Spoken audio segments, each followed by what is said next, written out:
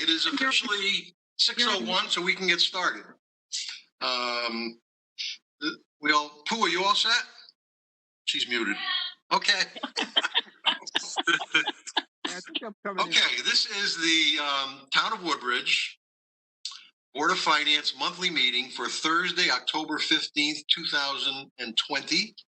And welcome everybody. We haven't seen each other in a while, and I hope everybody is well. And to all the people watching on TV, I hope everybody on TV is well. So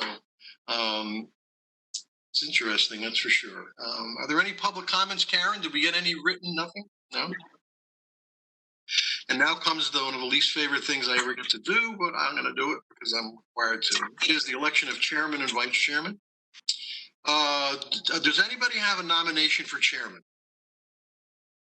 I will nominate Matt Giglietti. Thank you. Is there a second? I second. Okay. Are there any other nominations?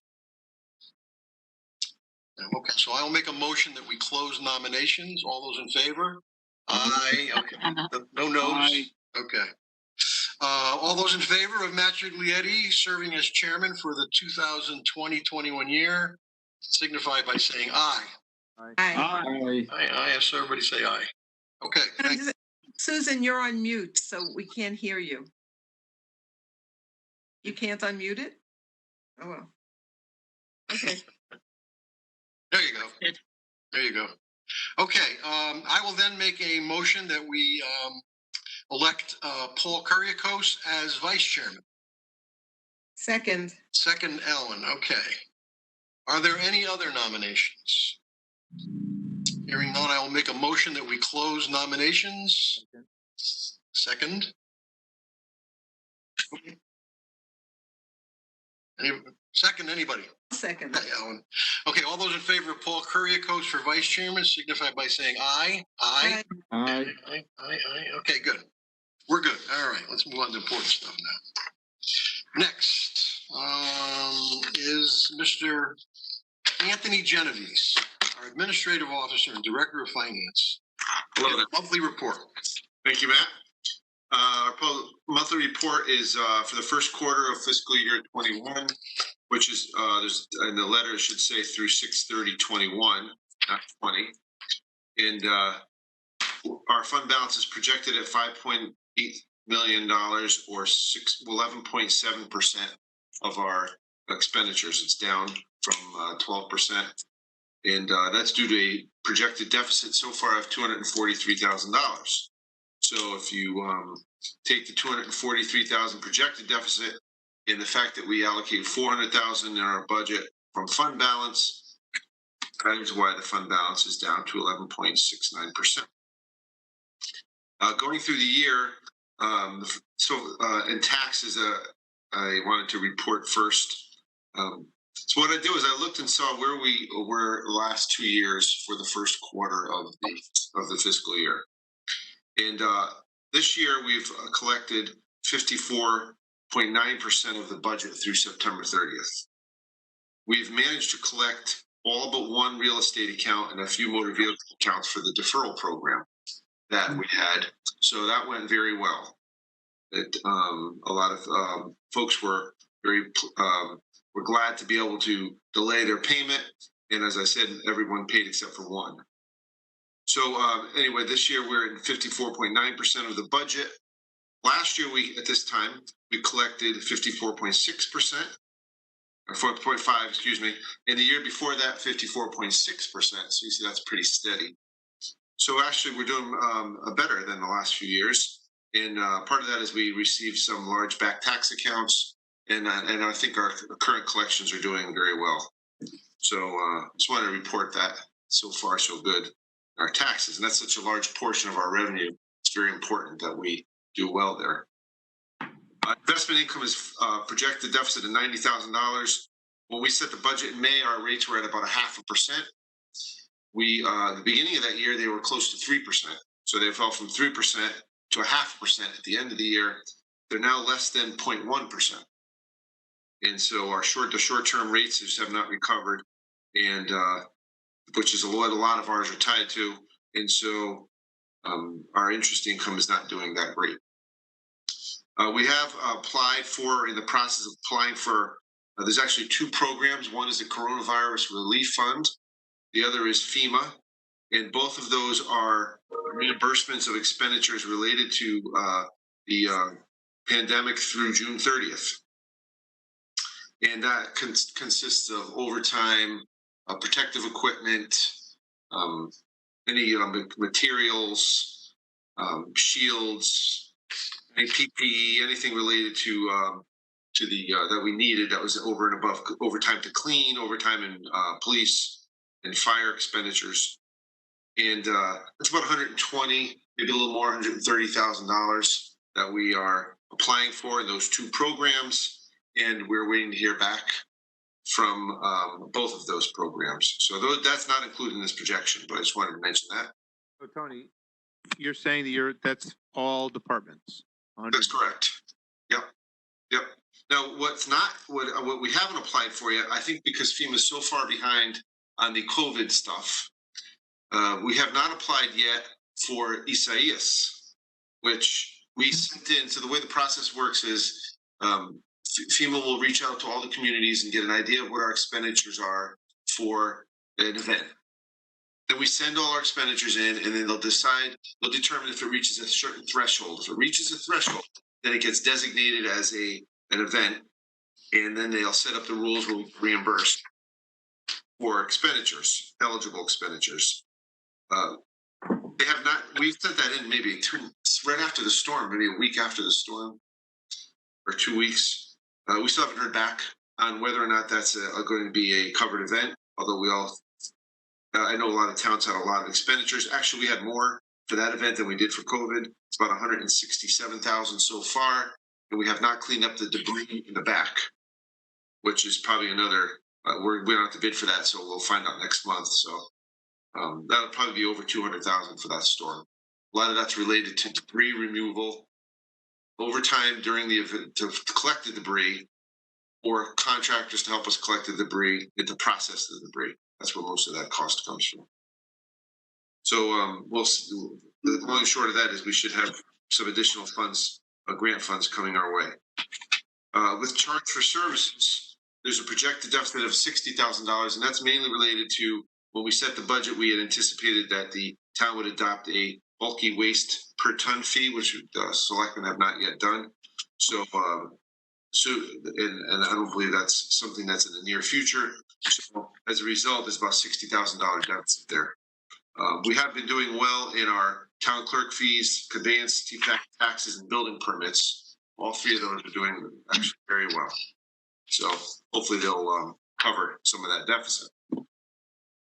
On the expenditure side, a deficit is anticipated in election-related expenditures. That is about $42,000 cost there, and we've gotten $12,000 in grants that we hope to offset that with. So that could leave a $30,000 deficit. If you recall the budget process, the state had moved the primary from last fiscal year to this fiscal year. Only we did not change the budget for this fiscal year. So the primary was not budgeted for in the registrar, so there's a shortfall there. So hope to get all this straightened out for November, and then we'll have a transfer request at that time. The benefits section has a surplus of about $43,000, and that's due to workers' compensation premium that's being lower than anticipated. And finally, I've encouraged the Board of Education to report their year-end projection surplus or deficit. I try to get that in each of my reports so that you can get a complete picture of where the town is. And so far, through September 30th, their deficit is $136,525, which I believe you have that report in your packet. So those are we'll talk about that under liaison. Okay, so those are the highlights of the fiscal year so far. All things considered, I do want to mention that the departments whose budgets were reduced due to the COVID, mostly that would be the library, human services, and recreation, have all done an excellent job of staying within their budget and not creating programs where they don't have the money to do so, or if they are thinking of creating a program and it meets all the COVID requirements, they'll always call and make sure, whether it's John or Jeanette or Eric, to make sure that it's in the budget and that we're all on the same page. And if like the library is going to be opening for limited hours in a few weeks, and that would be within their budget. However, if they want to open more hours later on in the year, that might not be. So we would have to transfer money or make sure that that's covered in their budget before they actually do it. So I just wanted to mention that that's going well so far. Okay, any questions for Tony on the monthly report? Okay, what is the status of our FY20 audit, Tony? So we're right in the middle of the audit. Okay. And an exciting. Well, they don't come here anymore, huh? Oh, it's exciting now. So now instead of just handing them a pile of papers, we have to scan them all and upload to the website. Oh yeah, it's just adds and that's a lot more work, that's for sure. Yeah. Yeah. So they're in the middle of it. Yeah, so they're in the middle of their audit. They have another week and a half, and then they're finished. So we should have a draft report, I'm guessing, by the first week of November. Okay. Woodbridge Board of Ed, we're going to talk about that later. Any other? No. Okay. Then we will move on to funding requests. We have several. The first is line item transfer 2021-05, and it's to transfer a donation to the Thomas Darling House. I guess it's a private donation to do some tree work. So I will move acceptance of line item transfer 2021-05 in the amount of $3,000. For a second? Second. Well, is there any discussion on this? It's pretty straightforward, right? I just want to thank Dick Blackwell for his generosity. Yes, we'll acknowledge that. Yeah. All right, all those in favor, why don't you raise your hand so we can all see us? Paul, are you there? I'm here. I'm raising my hand. If you Raise your hand, and Tom Kennefick. I'm here. Okay. Aye. It is unanimous. Next is line item transfer 2021-06, and it's to hire a part-time blight officer, which, based on some of the things when I drive around town I've seen, we really do need this. I've complained about one property in particular, and hopefully he can do something about it. It's not a neighbor. As I drive around town, I see this mess, and I've mentioned it to Tony, and I'm sure Tony's going to mention it to the gentleman. So I will move acceptance of line item transfer 2021-06 in the amount of $10,000. Second? Second, Paul. Paul, okay. Yeah. Tony, anything you want to mention? I do. Yeah, it's a little background. So I know what he's doing. I mean, well, so we haven't exactly. We're still in the process of finalizing a candidate, and then we'll vote on that candidate at their next meeting. But this will get the funding in place, and this was formerly part of the building official's position. Right. And when Terry passed, we hired a part-time building official, and while the department has been helpful in trying to cover some of the blight issues that have come up, we do have found that Beth and I have found that we really need like a person dedicated to that function and to enforce it. Exactly, and to and it would be part-time depending on what the need is. We're anticipating no more than 8 hours a week, and then maybe some weeks not even that many. But so anyway, that's the background. Okay. So just for people out there wondering, if there are people out there who have a situation they consider blight, what should they do? So my suggestion is hire this guy. I guess we're going to go to the building official to start with. Right, and then once we hire the person, we'll have a method for the communication so people can email him or her, and also couldn't hurt to read the blight ordinance. Yeah, we have in our ordinances. We'll make sure that's available for people to read. So that's sort of a roadmap on what we consider blight and what we do not consider blight. And this officer will be authorized to issue fines and so on, right, Tony? That's correct. Okay. Do we have any idea of how many? Officer would report, most likely report to me and then to the first selectman, correct, Beth? Yes. Right. But do we have any idea how many light properties are out there? Because $10,000 in 8 hours a week, I think the job would be over pretty quickly. I mean, there can't be a lot of blight out there, can there? I would suggest, if I may speak, Mr. Chairman. Yes. It's okay, yeah.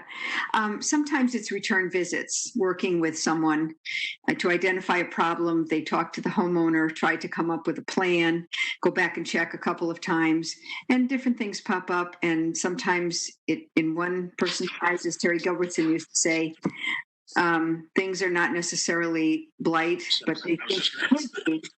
And it's a treasure for someone else. So working with our homeowners who have, some of them are quite serious problems. It's more of an illness rather than just a blight issue. So it's a process with some of our residents, and we certainly don't want to make anyone angry because, you know, your home is your home. But on the other hand, helping them identify how to clean something up or that kind of thing. I think it's an ongoing problem, and it comes to my office more than you want to know. And Terry, I'm sorry, may he rest in peace. Andy and Christine, it's not their thing. They're not interested. We told them way back when they agreed to take, Chris is working full time on land use and Andy's a part-time building official, and they're busy enough, and we really need this position. I think it's important. I think it's important to keep our town the way we want it to be. So. Right. Will this person be paid an hourly fee? Is that it? Yes. It's an hourly rate, correct? Uh-huh. So the 10,000 could be less? Could be. It depends on what the activity level is. It could be a lot less. It could be a little more, depending on the caseload. And like Beth said, sometimes properties are at various stages of blight, and you have to repeat visits to try to encourage people to stay within the ordinance. And there was just recently part added to the ordinance about the height of grass, if I remember correctly. That's another added enforcement piece. That was actually added to the blight ordinance? Enforcement of that will be very interesting, I guess, with a ruler. I'm not really sure. That's right. Okay, any other questions? I guess my only concern is, like I said, it seems like a lot, but if it ends up being more, it'd still have to come back to us, right? That's correct. Yeah, it seems like that seems like a generous number. I'm guessing. Yeah. Yeah, I don't anticipate it being more. Yeah. We'll make sure it isn't. We have that control to make sure the person only works a certain number of hours and to prioritize the properties that we feel are most important and stay within the budget. Okay. Okay. All those in favor, raise your hands. Oh. Yes, Tom Kennefick, yes. Yes. Okay. 2021-07, I guess, was tabled or That's correct. by the Board of Tabled by the selectmen, right? Okay. So we're going to skip over to 2021-08, and this is again, a line item transfer to secure the main clubhouse at the former Country Club of Woodbridge from trespass, which I'll have Tony discuss with you as soon as we vote on it. I'll move acceptance of line item transfer 2021-08 in the amount of $15,000. Paul second. Okay, Tony. So we've discovered that there's a fair amount of vandalism occurring at the main clubhouse at the country club. I guess centers around two issues. One is our maintenance department have secured the lower level, the doors, the windows on the lower level, from trespass with plywood and other means. But the upper level is not. And to do that, there's a lot of large windows. You probably all have seen the number of windows they have there. And a lot of them are starting to be broken and they're a mess. There's glass everywhere. So they have to secure those upper level windows so people can't climb up into the building after they break the windows. And so they need a lift to get up to some of them that are quite high and just to secure the windows. That's one part of it. The other part is the pool. This is the more significant part in that there's been some damage to the cover, which we managed to fix, but the pool still has water in it. And even if you drain it, it'll still have water. And even if it's empty, it's still a hazard. So we discussed it, and we had two options. One was to put a fence around the pool. And the other option, which the selectmen actually discussed last night, and I would believe would prefer, is to just fill in the pool. And in that, you have to sort of compact the soil and do it in a certain way so that it's, you got to make holes in it so the water drains. It's a process. And then the pool's no more. You can never reuse it because you have to essentially, destroy the pool to get it so that the soil is stable. So that's the direction that we were charged with. You don't have to worry about the fence being broken or anything like that. Right, that was the concern, is that people climb the 8-foot fence and still, they didn't want to risk anybody drowning in the pool, basically. So that's what we're doing. We're just today we started that process, and hopefully it'll be done shortly. In the meantime, the cover has been secured on the pool, so we have a few days to make sure that's get this done correctly. Anything else? So I have a question about that. So if the selectmen decided last night, you have the cost ready to go in this proposal? So I spoke with Brad about that, and he said that the cost, he's doing some research on it, but the cost of the filling in the pool actually may be the same, if not a little less, than putting an 8-foot fence around the pool. Oh, okay. So luckily, we don't need additional funds. Thank you. Okay. Okay. All those in favor? Aye. Aye. Well, Tom Kennebec, you there? We got you? Just so Gotcha. I see it. I see it. Okay, if I could say something to be so bold, but I'm going to say it because I I am. just want to mention one thing. Yeah, Just the condition of the clubhouse right. is rapidly deteriorating. Let me say what I was going to say. Okay. We have a bond issue we're putting together. And despite the fact there are people out there, one in particular who I won't mention, who thinks that we could renovate the clubhouse to do many, many things with it, I would, and I don't know the powers to be, I would strongly request as a citizen and chairman of the Board of Finance to maybe consider adding to the bond issue money to demolish the clubhouse once and for all. This is crazy that we keep spending money on this thing. It's never going to be used. I guess if somebody comes there and decides they want to do something, they'll demolish it, but that's not coming anytime soon either. So my personal, I'm just requesting, I guess I'm telling Beth, when you guys sit down and talk about the bond issue and what you're going to put into the bond issue, a discussion might be appropriate because this is crazy to spend money. And somebody's going to get hurt. And you're throwing rocks through the windows. You know what's going to happen. It's going to be a home for squirrels. So I think it's just something that we have to eventually come to a decision about this clubhouse. So, I think it already is a home for many other living things. We won't go there. And this has come up already. And okay, good. the board We will certainly take this under advisement. I think it's a good time. And as Tony said at our last meeting, and I think I told you guys, interest rates are probably as low as they're ever going to go. It's a good time. So thank you. Very good. We're also, it's like $1 million, right? For what? To demolish the building. Yeah, I'm not sure. We'd have to do research on that. I've heard a lot of different numbers, a lot lower to higher. So That's where they were going around with the last couple of proposals on the country club. Yeah. And that was the low end. Yeah. No, it's something to look into, certainly. Okay. Item 5 is approval of FY 2022 budget meeting dates. Can I say something? Yeah. Please take a look at your the second date. You have December 2nd. It is actually Thursday, December 3rd on the proposed dates. Yeah, that's what it says. For you, not your original one you got said December 2nd. Oh, okay. Well, I'm looking at it says December 3rd. Oh, you might have updated it. Yes, I did. Okay. All right, again, these are subject to change based on weather or whatever, so I will make a motion that we approve the proposed budget meetings for FY 2022. Second. Second. Second by Susan. Okay, any discussion? All those in favor? Aye. Okay. Question for, again, are there any plans for like the capital budgets, which are coming up? I mean, is it possible we could do like a hybrid where like maybe I show up at the meeting room, and if people want to come in and present live, and if any of the members want to come, or is it going to be virtual? End of story. You know?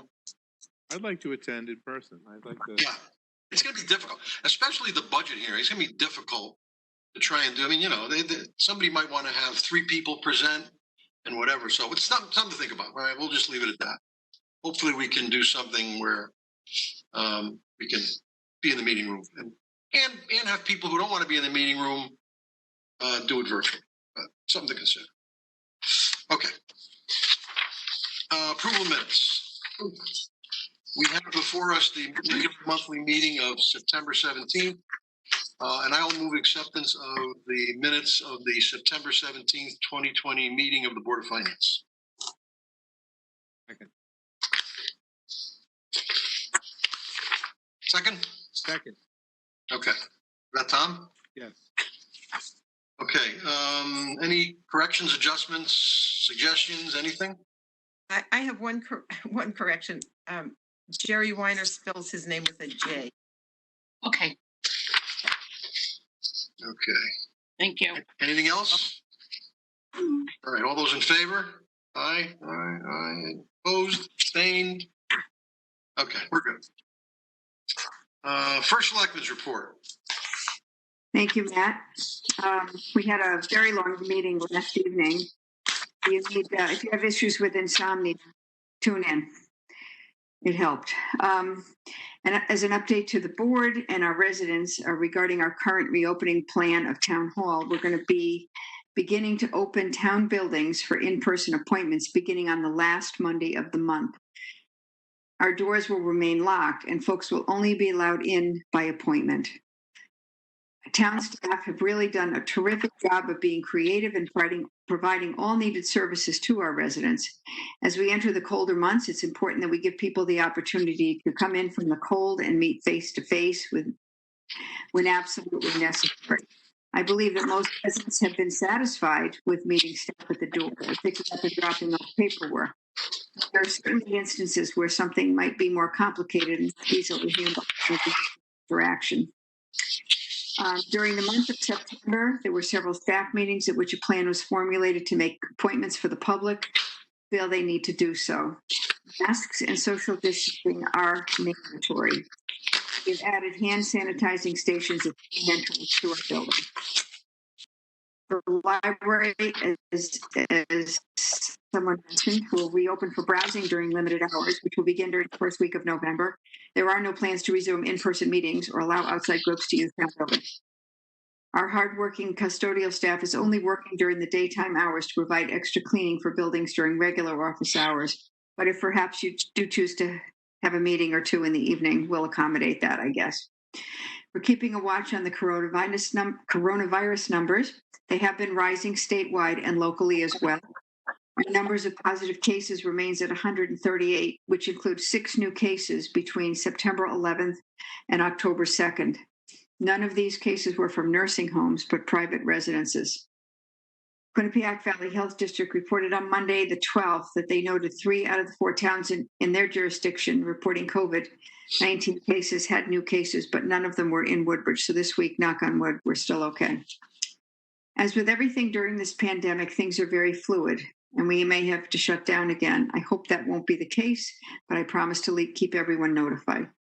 One more COVID-19 update for you from Amity Superintendent Dr. Byers. I read this at the Board of Selectmen, and I thought just for getting it out to the public as well, she asked me to share the following reminder, quote, "The grounds of Amity Regional High School are in use by students and staff from 6:45 a.m. to 6:45 p.m.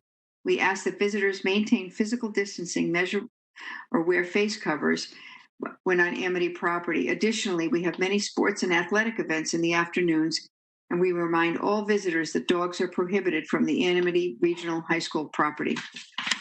As a general reminder to you guys and the public, the presidential election will be held on Tuesday, November 3rd, 2020.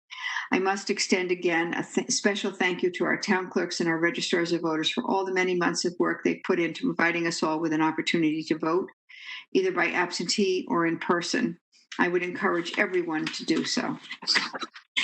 That was the fun stuff. Then, I don't know if you've heard about, there's a proposal to put a cell tower in Woodbridge in a residential area. The address is at 118 Newton Road.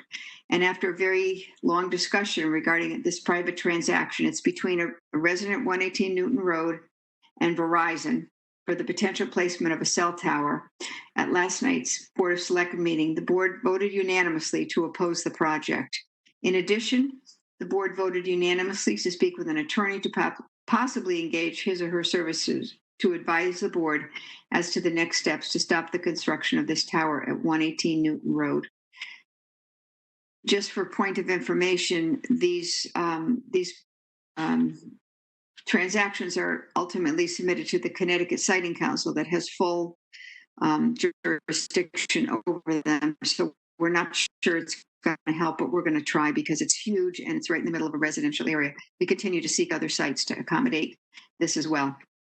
Additionally, the board voted unanimously to authorize Silver Petroselli Architects to proceed with the next steps regarding design drawings for the old firehouse, the fire department shed, and further ideas to make much needed improvements to the senior center.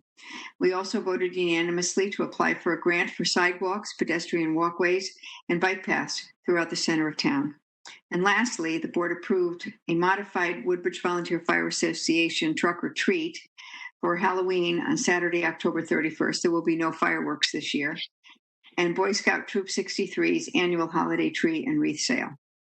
And I'm here for questions if anyone has any. Cool. Okay. That's it, Beth? Okay.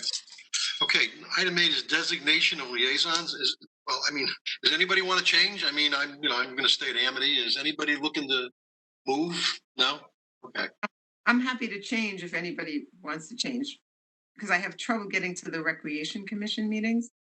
If anybody would like Recreation to swap for something else. Don't all jump at it at once. All right, thanks. I'm saying, if you want to do human services, I'll do rec. Okay, great. That'd be a Okay. nice change. Thank you, Tom. Okay, you got that, Karen? Yep. Thank you. Other than that, we'll stay where we are and do the same fabulous job we've been doing. So. Okay. Liaison reports. Starting with Amity, I'm gonna hold Beecher off to the end. Okay, we'll do that last.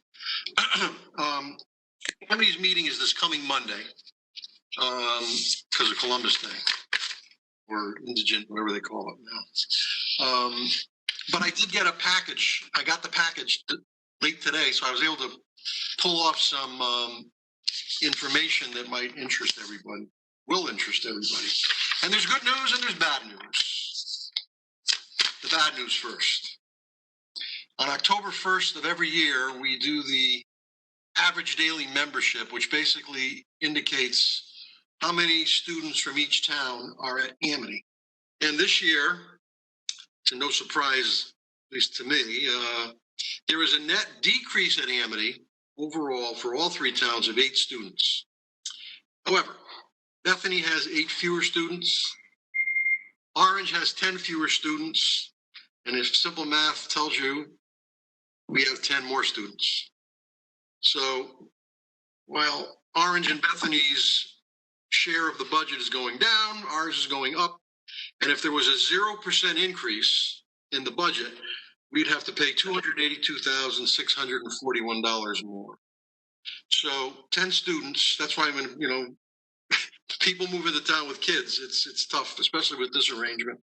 But 10 students cost an average of $28,000 apiece under the Amity regional way of doing things, which is the way all regional school districts do it. So we're looking at an increase in that. Now, the good news, for the fiscal year 2021, is that right? 2020? No. For for the fiscal year 1920, the year that ended in June, we will be getting a reduction in our budget due to a surplus of $600,371. So that will at least cover some of that overage. So that's a good thing. Now, just to mention to you, because I've mentioned this to you a few times, that some of that horrendous self-employed health insurance fund they have, which I've been keeping you apprised of. Well, through September, there's a surplus. By surplus, I mean the budget is $470,379 more than the actual expenditures.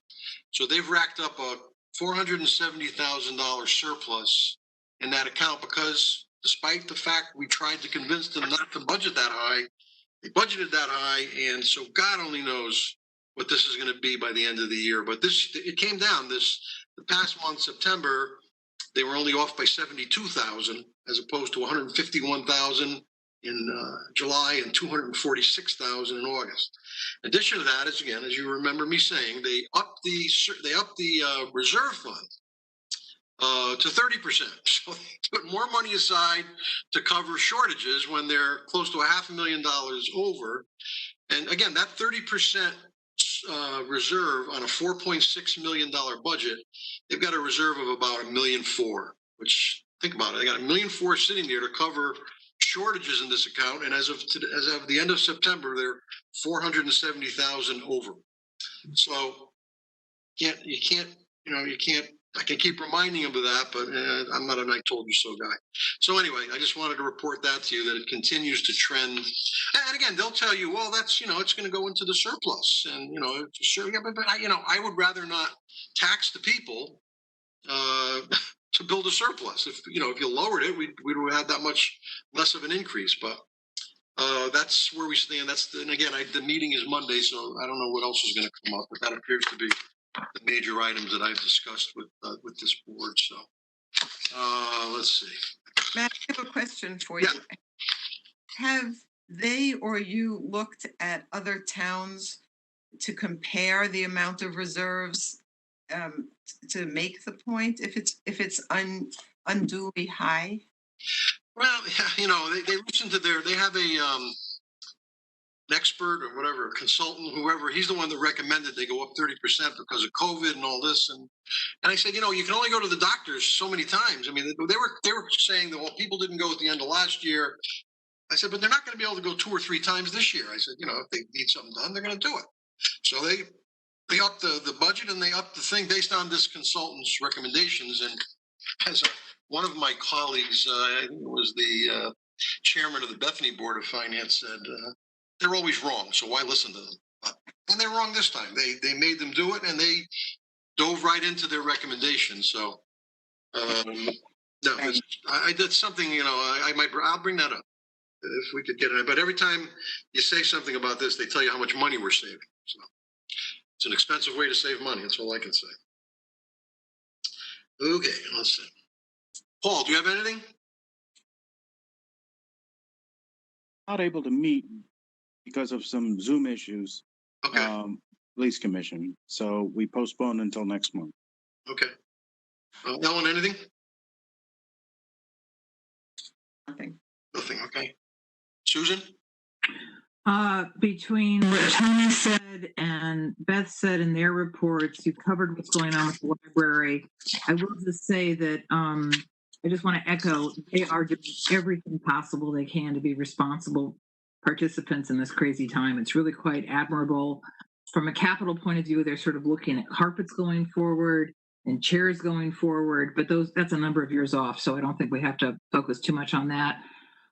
You all know the Fire Commission has a new chair, Karen Kravitz, and they're not meeting again until next Monday, so I don't have anything further to say about that.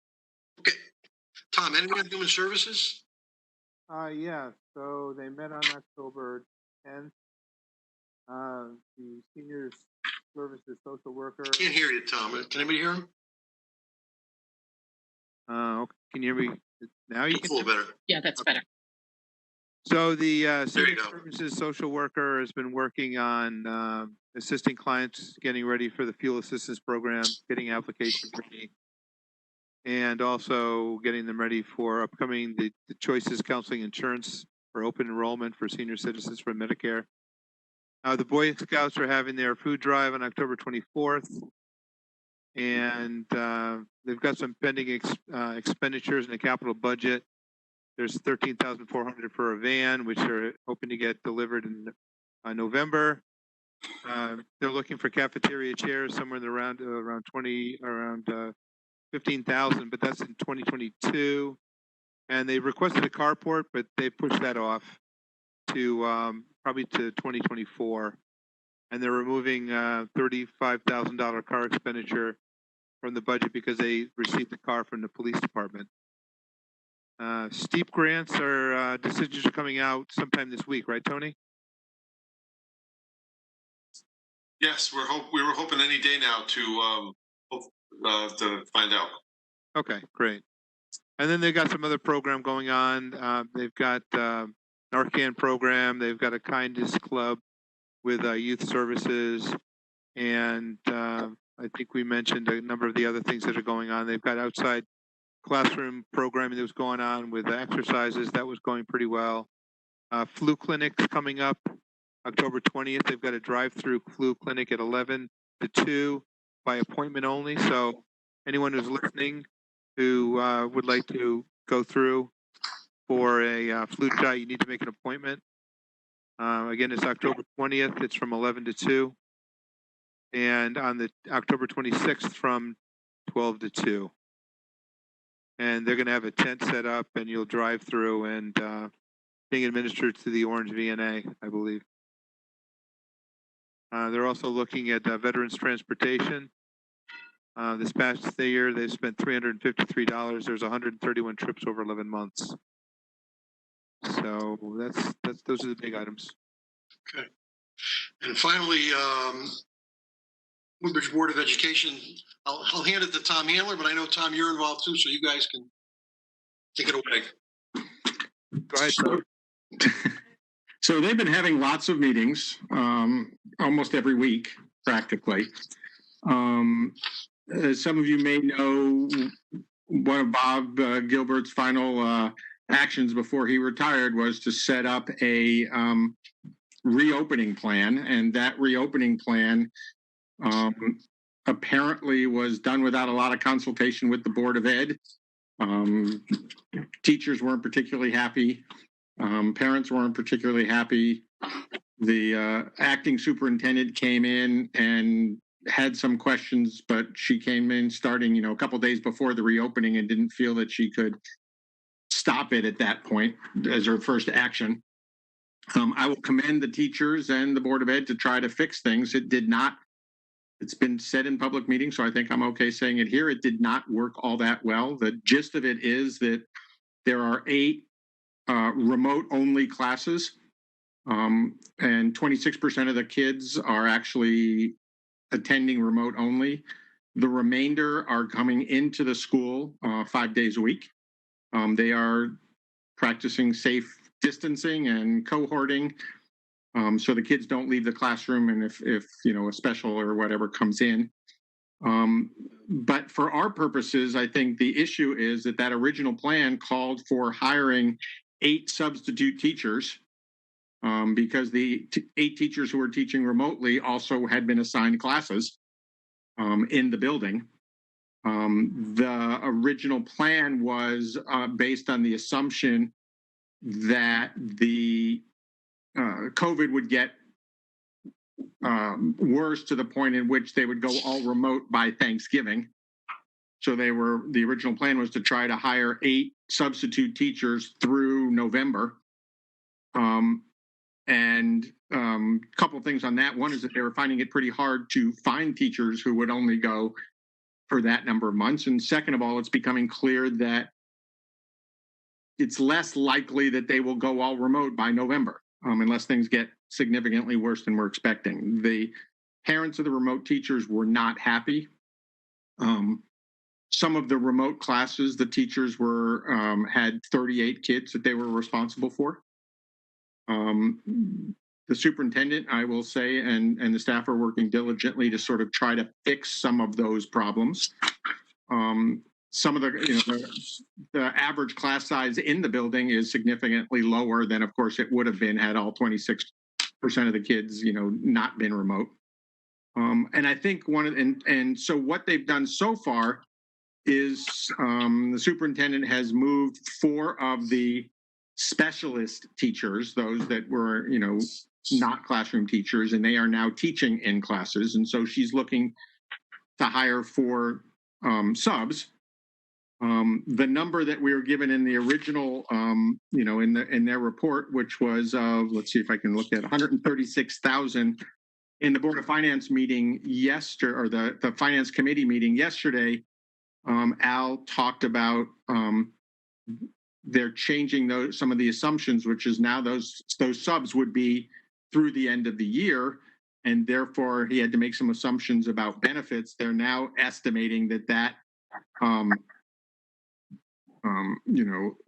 deficit could be as high as 287,000. I think we can have a long discussion, about what our advice is to them about, I don't know the procedure or policy to say, are they really free to sort of at this early date be projecting that kind of a deficit, even though it's significantly improved from what the poor interim superintendent had when she came, which was that if we got with the original plan, the project, and it went all year as we are today, that deficit would be, over 500,000. So, gee, it's nice they've cut it from 500,000 to 287, but still something has to be done. We also brought up the issue as to what kind of expectations are being set in case we're not in a position to offer something different in next year. And I think that's something we have to do. But I do think I don't know what our procedure is to go back to them and suggest that,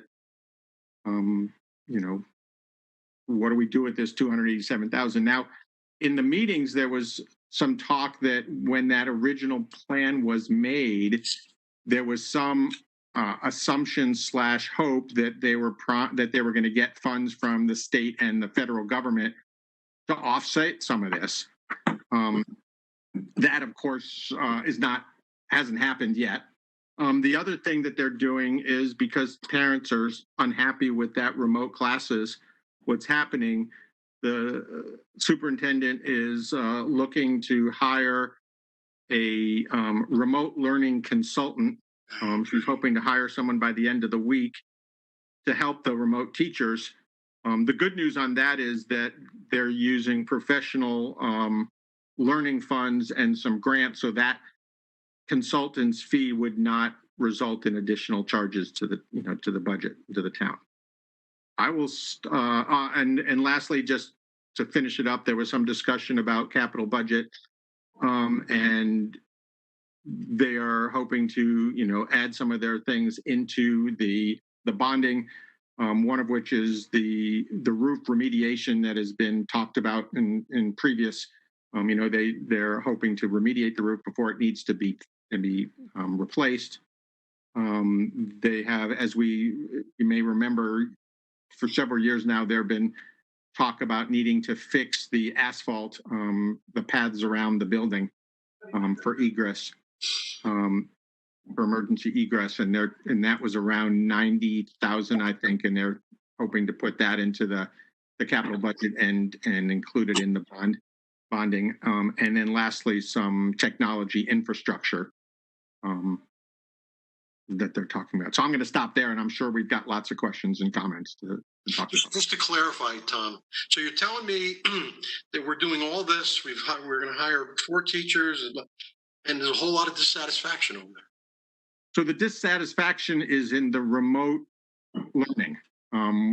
The parents who have kids in the remote learning, and the teachers are somewhat understandably stressed. That as I don't remember if I mentioned it now or earlier in a discussion, but that one of the teachers was expected to teach 39 kids remotely.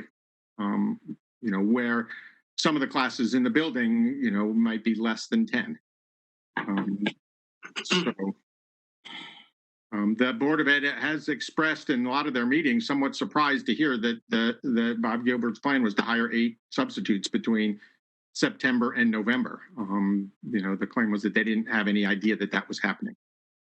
And now they're sort of stuck in this position where, understandably, 75% of the parents are fairly happy with what's going on in the building, because instead of having 20 kids, there's an average class size, I think, of about 12 to 18.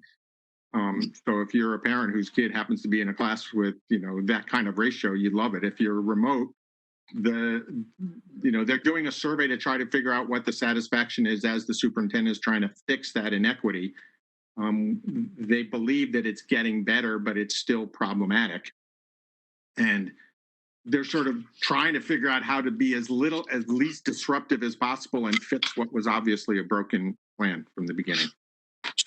So if you've got a class with 11 kids, why aren't they moving 8 kids or 9 kids into that class and have extra teachers so they don't have to hire 4? So that's, I hope they realize, and I'm going to say this very clearly, that they're not getting a blank check. They're not getting, one voice. There's 6 members of the Board of Selectmen, 6 members of the Board of Ed. But I'm going to tell you right now, I'm going to make a lot of noise if they think we're just going to write a blank check. Every board in this town is hurting. Recreation is chomping at the bit to try and do some work. Library is hoping they can open part-time. Everybody is doing more with less and struggling to get their budgets under. And Beecher Road School, without even consulting with the first selectman or the finance director, they plan to hire 8 teachers. I think, we meet all the time. Tony meets with, and they didn't bother to tell anybody. And I guess this is Bob Gilbert's fault, but that's no excuse. And so I'm just saying that, we work awfully hard to build up a fund balance, to keep our budget under control. And I know I go nutty at Amity trying to get as much back from them as I can. And to have Beecher think they're going to come and give us a bill for $300,000, I'll tell you right now, I'm not voting for it. They've got to come up with a way. If they've got classes with 11 kids, I'm imagining these people are thrilled to death. This is what they've always wanted. The smallest class sizes in the state of Connecticut. But if it's a class with 11 kids, you move 8 kids from another, and you eventually have 3 teachers left with 26 kids learning outside. You'll have 3 teachers maybe that can do that, and we won't have to hire 4. It just seems like it's a terrible plan, terrible planning, and terrible communication with the town. So, and if I can just jump in for a second, Matt, on the classroom. So the other thing that makes it problematic, and one, I think we have to be somewhat careful to not compare Beecher to Amity too much, because there's a big difference between what education recommendations for elementary school kids in terms of the importance of in-person classes as much as possible. And I think that there's some thought that Bob Gilbert was trying to drive people to come in person more. But as to the class size, I brought up, if you have, one class with very few kids and couldn't you combine them? And part of the difficulty is that, one, they have to look at, they can't have 100% occupancy in the building and be safe. So they need to have less kids per class than was originally, designated. And part of the problem, apparently, is that some of the classes, either square footage or layout, means that they have to have fewer kids in that class than in another class, even with the decrease overall. So it's not as simple. I brought the same thing up. Couldn't you combine 2 classes to get back to the original, guidelines? And what I was told is, for safety reasons, that may not be possible. But I think that, and again, I don't know what the process is to sort of, I can take the tenor of this conversation, Tom, and I can take the tenor and go back to, the finance committee and the superintendent and sort of tell them what we were thinking about. But, right now they're, I guess, hoping that magic happens. Matt, I did not hear this report as Beecher and the board looking for a blank check and being irresponsible. It sounds like there was an unfortunately poor planning, and also in a very difficult and complex situation, and that they are struggling to work it out and make it better. I'm not saying that this amount of money automatically will be, we would decide to give it to them. But it sounds like they're really trying to figure out how to reduce the deficit they're facing and provide the education that the kids need in this circumstance, which is very difficult and very important. And I mean, I don't know, but Tom, I get the impression from your report that they are working diligently to really understand what's the best way to proceed at this moment. They are indeed, and I think that we need to reinforce that this is not the board, acting completely irresponsibly. The other thing that I think is important to look, if you look at the details that they sent, one of the actions that they did last year, and part of this budget, is to bring occupational therapy and physical therapy. They used to, outsource it. They brought it in, which was $120,000 saving. I think the issue is that they were sort of handed this, and I think they're trying to figure out how to do this as best they can, given the situation that the board was handed to by Bob Gilbert. I think some of what, and again, I'm hoping you all will agree, and I didn't step out of lines, in the finance committee meeting, in the Board of Ed meetings, Christine, the interim superintendent, has presented some of the options as to how to fix this problem. And, what she's trying to do is to provide the best education with as little disruption after the fact.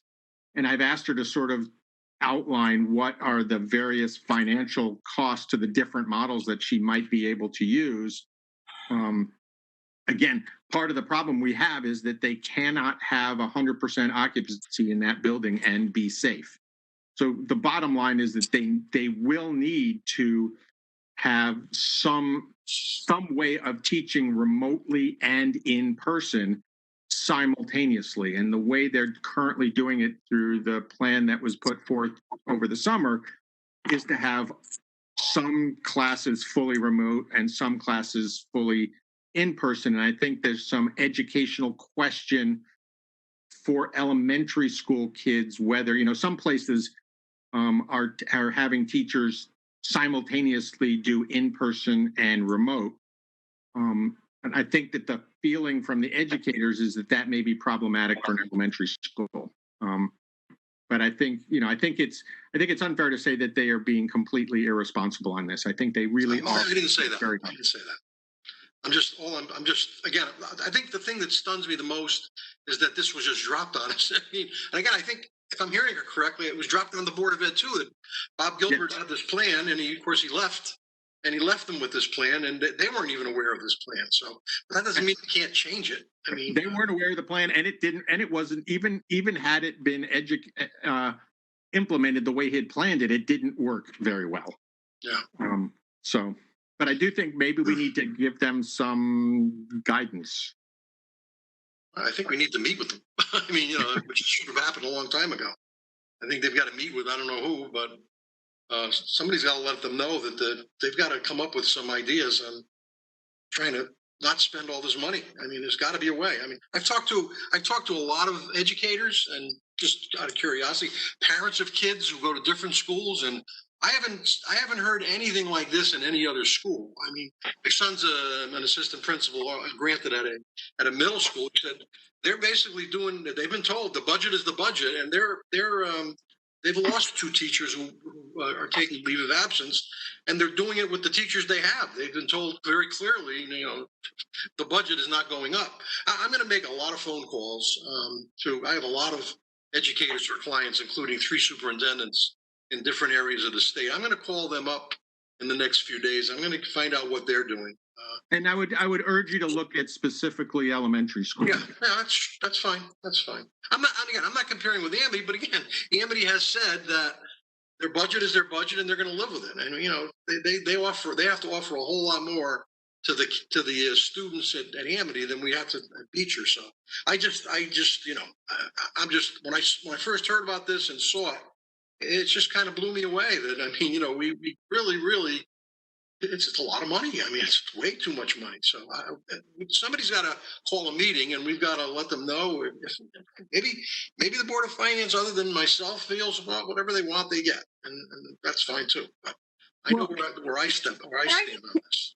Can I just interject something? Yeah, sure. I'm not getting the feeling from Tom that they're not trying to fix this. Yeah.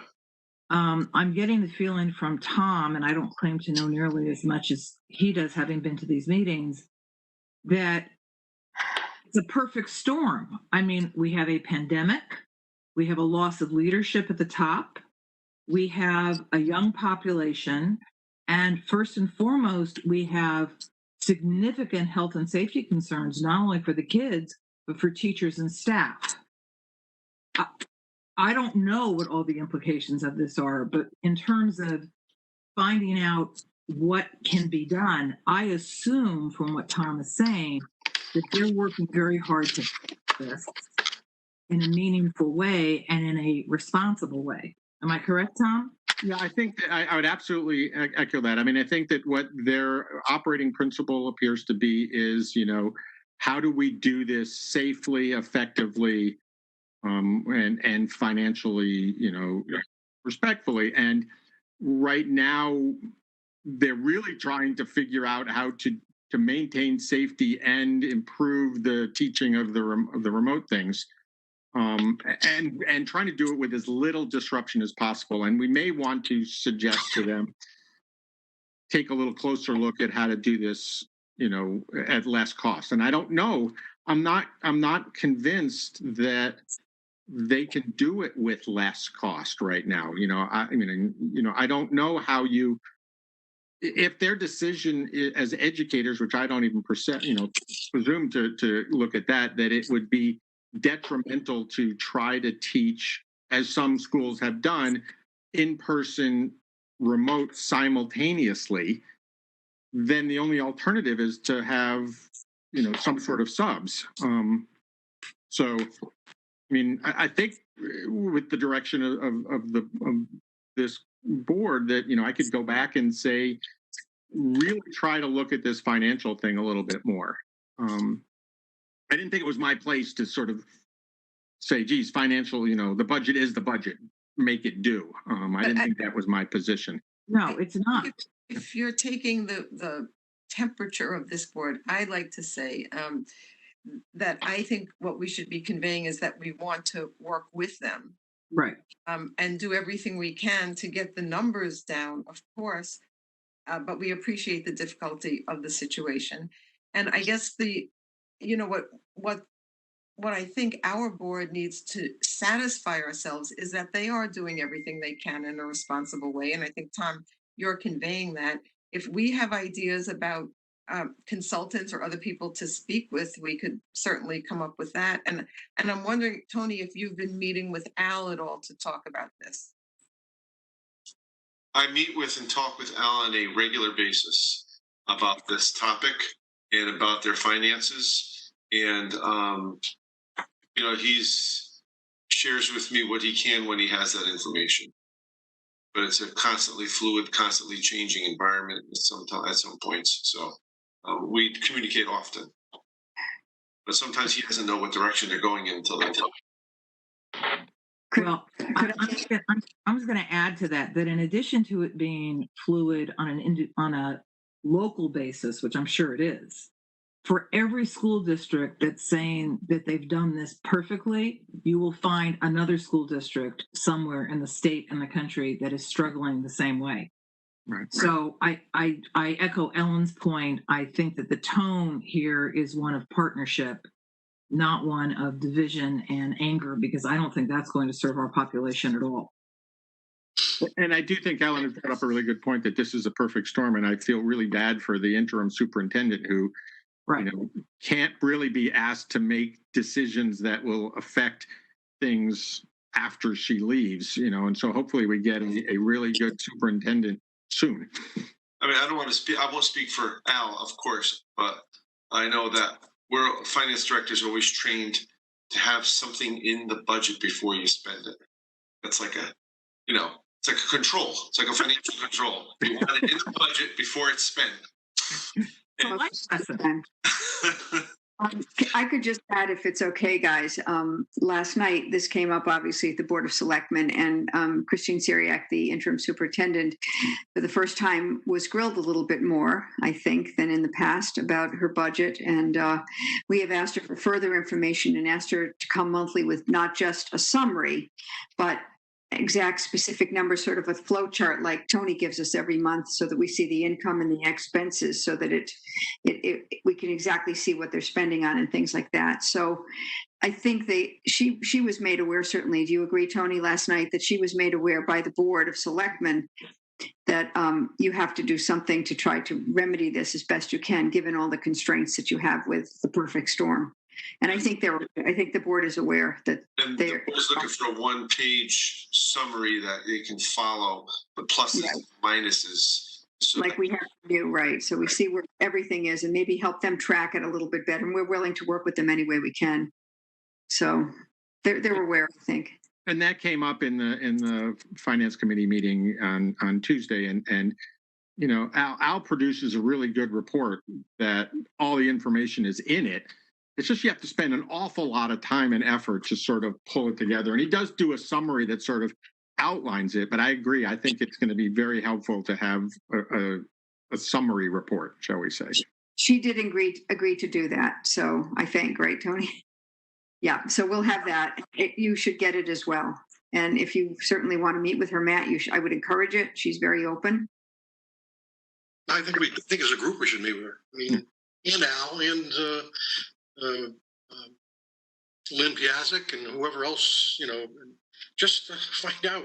I just don't want this surprise come next April, May that you know, we've got to fund $300,000, and again, all I'm trying to say is everybody else is sacrificing and Beecher's doing whatever they have to do and then I'm hearing that a lot of the people are very unhappy. I guess, you know, if you're hiring teachers to do the remote classes, you know, those are new teachers. I don't know how, and I understand teachers are hard to come by. So who did they hire? I mean, did they get the quality of teachers that the people at Beecher expect, or some young kids just out of college who really aren't, obviously nobody's experienced in this, this type of learning. So I just wonder, you know, these kids that are learning, they're learning virtually, or whatever you want to call it. Are they really getting the best? Although what you said, Tom, is some regular teachers are doing this? All the remote teachers are regular teachers. Oh, okay. All right. So then the kids who go to school, who go to the building, are getting the new teachers. And Tony, you may know the answer. My understanding, and I could be wrong, so I'm going to put lots of caveats on what I'm about to say, was that the plan was to hire 8 short-term subs from September to November, and they found it very, very difficult. Of course. So they took the 4 specialists, and I don't know that they've hired any subs yet. yeah, I don't know the answer to that, Tom, unfortunately. It's my impression that they were in the process of looking. I also don't think we should conclude this meeting with the idea that teachers who are teaching virtually are irregular teachers. Right. Sorry, So- I was misspeaking for sure. They're very regular teachers. They're experienced teachers who are doing the best they can do under an impossible situation. Correct. Just as I think, again, I'm going to bring up a real sore subject, but if we're talking about money, I think it's time we look at the SRO. I mean, it's a lot of money, and you know, there's fewer kids for him to worry about. So that actually, thank you, because I forgot to put that in my report, which was that there was an SRO committee that had been meeting and was to issue a final recommendation to the Board of Ed in September at their September meeting. I was participating in that. They were doing some fact finding. They were listening to, you know, a lot of different people. And I think it is fair to say that there was not a consensus of that committee as to what to do with the SRO. And that the bottom line is, again, given COVID, given an interim superintendent, that committee did not feel that they could make a final recommendation as to what to do about an SRO or other thing. And so what I believe they proposed to the board was to continue with the current model until the new superintendent is hired, has come in, and they have said that they made a recommendation to the Board of Ed that the new superintendent be directed to recreate this committee, setting the dates for the meetings no later than April. And I've got to be clear because this was very confusing. What they're saying is that the superintendent by April has to figure out what the date of this committee starting to meet so that they could potentially, have some changes to the budget for the following year. There's a lot of... Any idea where they stand with this superintendent search? Any information on that available? What I understand is they have been, I don't think they've started interviewing anyone yet. But I was told that they have some good candidates. And the superintendent currently, absolutely no question, leaves December 31st. Is that the way it works? I know she can only work a certain amount and keep her pension. So do you know if that's the case? I don't have that answer. I don't know. I thought I heard that from somebody.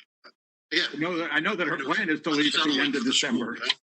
I know her plan is to leave at the end of December. I don't know what happens or the end of October if she could, but again, I think she's doing really well in a very difficult situation. Right. As are all the teachers as well. I don't have any issues, right. Those people are. I'm sure it's not an easy situation. It really can't be. Okay. Any other questions or comments? No.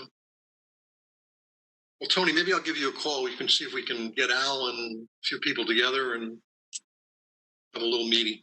You want to schedule a meeting of the board to meet with the group, or is that your idea? Oh, yeah, that's fine. Yeah. Okay, we can do that. Yeah.